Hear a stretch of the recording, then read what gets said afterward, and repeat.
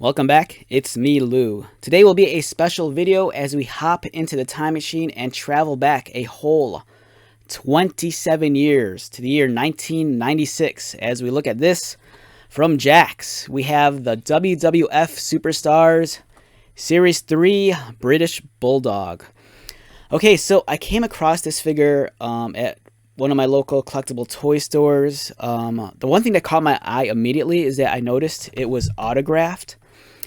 But I kind of took the autograph with a grain of salt. There's no way I could prove the authenticity of this. The only thing I did was I took a look at the autograph and compared it to some autographs I searched out on Google Images, and it was a pretty close match to what I saw for Davey Boy Smith's autograph. So, there's a slight possibility this could be the legit deal. If it is, more power to me. I'm a big fan of the late, great Davey Boy Smith, the British Bulldog. So for me to, possibly have his real autograph on his figure is very special to me. I was introduced to the Bulldogs in the WWF, I think around, I want to say 84 or 85. I have a very fond memory of seeing them live at Chicago's Rosemont Horizon, which is now known as the Allstate Arena.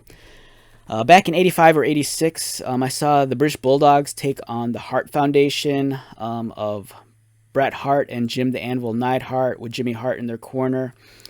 It was, to this day, it's one of those, I've seen hundreds of wrestling matches live. Since I'm blessed living in Chicago, we get so much wrestling. But this was one of those matches that just really stood out for me. For number one, I think it was my first live wrestling event I ever went to. And then number two, I was a big fan of seeing the Bulldogs on TV. So for me to see them in person just blew me away. The match was fantastic. I could still see Dynamite Kid diving off the top rope. And man, I have such fond memories of it. Bulldog was always one of my favorite WWF superstars back in the day. For one, he was the muscle of the group. He had a great look, and he had a presence about him that I thought was just awesome. The card art's nice. It has the vintage style logo. The figure comes with the WWF display base. The likeness, it's not really there, but for back then, it was decent. I think beggars couldn't be choosers. Unlike nowadays, we're very spoiled with with real scan technology and figures looking like they really come to life in terms of the facial sculpts. But back then, this was passable. It was decent.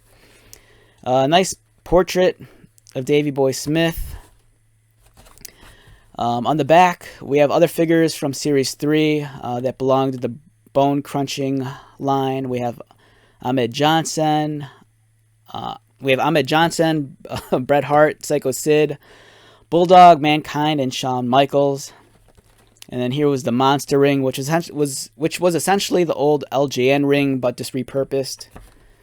And then the play feature, if you remember these figures, you bend their joints and you can kind of hear like a crack. And then here's the WWF seal of approval and Titan Sports 1996. So for me, this is a nice piece of history to have. Like I said, I can't verify whether or not the autograph is authentic. If it is, awesome. If not, that's all right. But nonetheless, I'm just stoked to have this. Like I said, growing up, I was a big fan of Davey Boy Smith, and it's such a cool collectible to have.